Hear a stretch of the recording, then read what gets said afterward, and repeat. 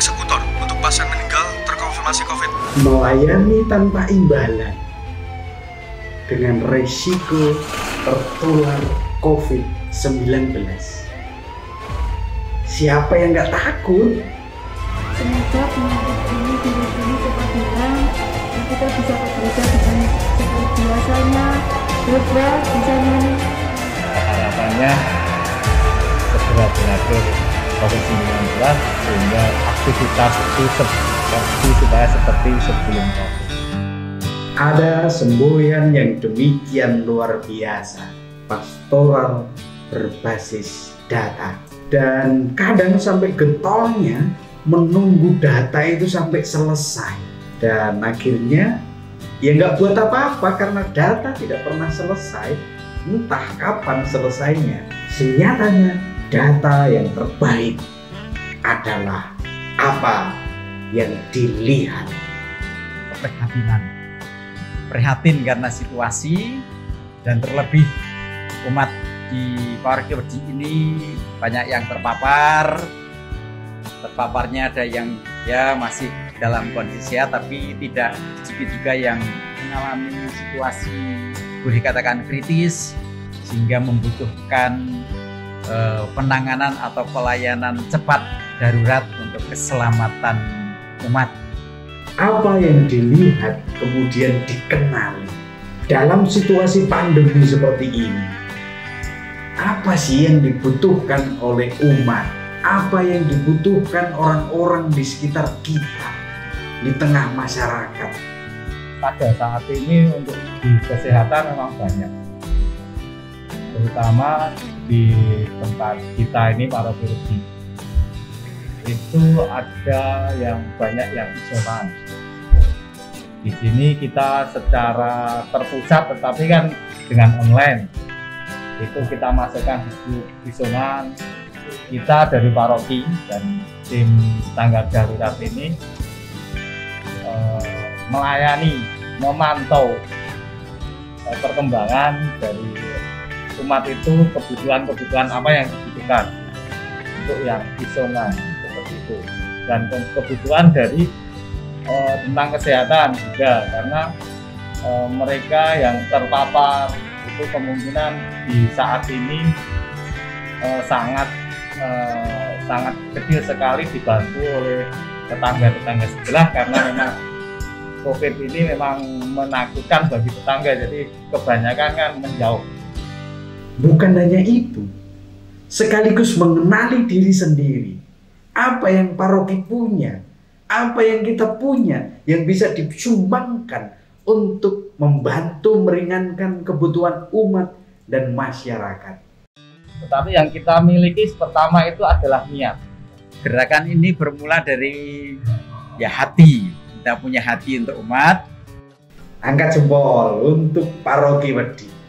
Mereka tidak mengandalkan berapa banyak dana yang mereka punya, tetapi mereka punya hati.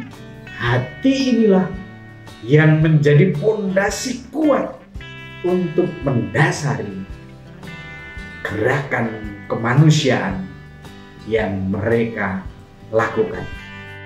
Yang awalnya dipikirkan adalah pada masa pandemi di mana ada yang isoman, itu dulu awalnya soal kebutuhan pangan. Tapi kemudian karena situasi yang semakin serius dan yang terpapar semakin banyak, situasi semakin juga mendesak itu, lalu berkembang. Kami berpikir selain bantuan bahan pokok pangan juga perlu pelayanan untuk yang sakit ini, di mana membutuhkan pertolongan oksigen, membutuhkan pengantaran ke rumah sakit, membutuhkan obat-obatan secara darurat dan cepat sebelum ke rumah sakit.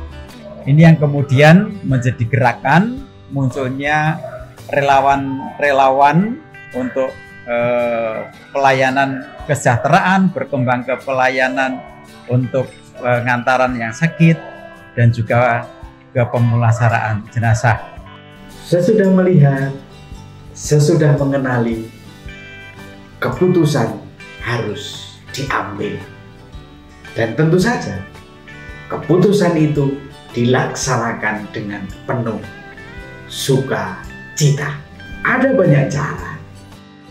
Untuk tanggap pandemi kan kita ada 3 terutama yang di posko ini Pak. Yang pertama tentang untuk pemulasaran, yang kedua emergensi, dan yang ketiga untuk tim pangon. Orang-orang kreatif akan menemukan beribu cara untuk menyumbang sesuatu bagi orang lain. Pangon itu gembala. Yang dimasukkan tim pangon ini adalah perwakilan dari lingkungan-lingkungan yang punya tugas memantau, memonitor keluarga-keluarga yang isoman di bidang kesejahteraannya dan kesehatannya.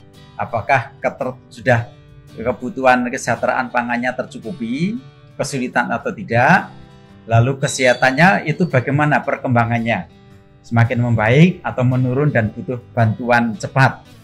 Dan ini yang memang diusahakan dari lingkungan ada yang aktif untuk berani memonitor, yang meskipun tidak harus berjumpa langsung dengan sarana komunikasi, tapi harapannya para isoman terpantau kondisinya, jangan sampai ada yang terlantar.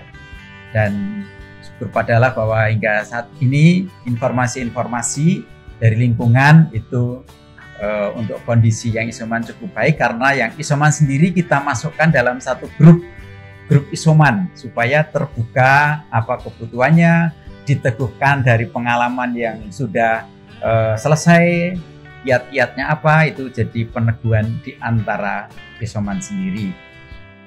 Sebuah keyakinan yang luar biasa. Pelayanan yang dilakukan dengan penuh sukacita akan menghasilkan buah melimpah. Tujuan kemanusiaan akan mengajak orang-orang di sekitar kita untuk terlibat. Eksekutor. Pelaksana Mbak, tim logistik berarti di bidang pelaksanaan. Tanggap darurat, bahasa kerennya emergency, ya, begitu. Di tim pemulasaran Saya sebagai pendoa, saya ditunjuk sebagai PU. Dan tak pernah menghitung waktu. 24 jam. Kita bercerita 24 jam. Ada Pak Untung, ada Pak Untung, ada Mas Kacu. Mereka kemana-mana kalau mau ngantar pakai APD. Ada yang eksekutor, ada yang ngantar ke rumah sakit, dan sebagainya, luar biasa. Gerakan kasih juga menggerakkan orang-orang yang ada di sekitar kita untuk bersinergi, untuk membangun jejaring, sehingga pelayanan kasih makin lama akan makin meluas dan berdaya guna. Di para keluarga ini sudah terjalin itu gotong royong dan kebersamaan. Ketika ada warga isoman yang sudah selesai, mereka juga akan terlibat. Rakyat yang membawa apa gitu juga mereka tansut gitu. Jadi ada salah satu bentuk dari gotong royong dan kebersamaan. Yang satu sembuh saling mendoakan dan sebagainya, itu salah satu bentuk dari kebersamaan. Selain itu juga di para keluarga sebagai awal-awal muncul untuk vaksinasi massal. Kita inisiator Romo Supranowo, Romo Luhur, dengan lintas iman FKUD, kita ada vaksinasi massal bekerjasama dengan Dinas Kesehatan, yang mana tujuannya untuk mempercepat herd immunity. Tidak hanya untuk umat Katolik, tapi semua umat, lintas agama, lintas iman. Dan sudah berjalan sampai 3 kali, mungkin akan berjalan selanjutnya juga. Jadi saya kira nanti ini menjadi kegiatan yang positif untuk dilakukan di semua paroki. Kerjasama lintas iman, kerjasama lintas agama di dalam vaksinasi, di dalam kegiatan-kegiatan lain. Tantangan selalu ada. Tetapi apakah tantangan-tantangan itu membuat kita diam dan menyerah kalah? Ternyata ketakutan-ketakutan tak berdaya berhadapan dengan kepedulian dan bela rasa pada kemanusiaan. Untuk warga umum, umat umum nggak berani untuk melakukan pemulasaran karena yang meninggal itu positif. Kita Ini kalau memang kita positif tidak dimandiin ya Mbak di sini. Ternyata banyak gereja yang belum punya tim pemulasaran. Beberapa dari tim dari SAR, dari BBD, dari teman-teman Kamboja di tingkat kabupaten itu sering curhat karena ada umat yang meninggal, tapi mau pemulasaran seperti apa mereka juga kurang paham. Nah di Wedi ini sudah kemarin ada kerjasama dengan teman-teman SAR, sudah dilatih dan sudah mempraktekkan sendiri. Jadi saya kira menjadi catatan baik bagi teman di paroki lain juga agar memiliki tim-tim yang dibutuhkan di masa pandemi ini, termasuk dalam tim pemulasaran. Tim pendoa. Tim pendoa, ya, tim pendoa juga. Jadi hak-hak jenazah itu secara Katolik juga terpenuhi. Seringkali itu tidak menjadi perhatian bagi yang lain. Sadar atau tidak, diakui atau tidak, sekecil apapun gerakan yang dilakukan oleh gereja merupakan bukti nyata bahwa gereja hadir, bahwa gereja ada bersama-sama dengan tangis umat dan masyarakat. Inilah gereja yang ketompo di tengah umat. Inilah gereja yang ketompo di tengah masyarakat.